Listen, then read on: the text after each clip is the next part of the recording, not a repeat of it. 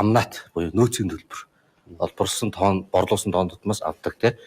Тэр нь бол 5% шүү дээ. 5% дээр нэмэх нь стратеги ордын 34-өөсөө алдагдлалд ордог, үйл ажиллагаанд оролцдог энээсээ салаад оронд нь нөөцийн төлбөр 5-аар нэмээд ингээд 10 болгочихё. Дээрээс нь үнийн өсөлтөөс хамаарат 0-9% хүртэл нөөцийн төлбөр нэмье. Ингээ хамгийн сайхандаа 19%, хамгийн багадаа 10% нөөцийн төлбөр бид нар авнаа. Ийм зүйл бол урд өмнө байгаагүй гэдэг. Ийм гоёор ингэж ойлгогдож байгаа. Гэхдээ тэр 5% $50 дээшээ шар нутгийн үн байсан тохиолдолд хэрэгжиж эхэлнэ. Гэхдээ та түүхийг нь хараад үзээрэй. Айгуу сонио ийм юм бил. Одоо үнийн өсөлт Үнийн өсөлт нь докторгүй гэсэн. Тийм, докторгүй. Ихэвчлэн түүхэн хугацаанд нэг арах юм бол $20-30. Тэгэхээр 50-50-аас доош унах юм бол бидний нөгөө өсгөөд байгаа 5% чинь байхгүй болно л гэсэн үг. Тэгэхээр тэр 34% одоо маш багаар баг үнээсээ хамаарат үн унчих юм бол үнгүй өгч байгаа гэсэн үг байхгүй. Дээрээс нь 2% ноу хау маркетинг фи гэж нөгөө талтай өгнө.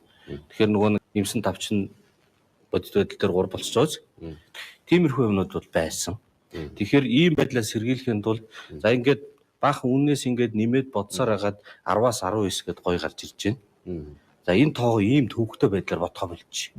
Казахстан улс энэ олон жил ажиллаад алдаанаасаа суралцаад 26 оноос эхлээд хэмжээнээс нь хамаарат шууд хатуу тогтоочж байгаа. 400 тонн байх юм бол 6% амнаад.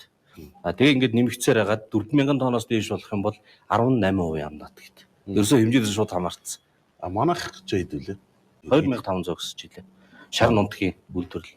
Тэгэхээр өөрөөр хэлбэл ингээд шууд хэмжээс нь хамаарат хатуу тавьчвал толгой өвдөхгүй, янз бүрийн томьёо бодохгүй.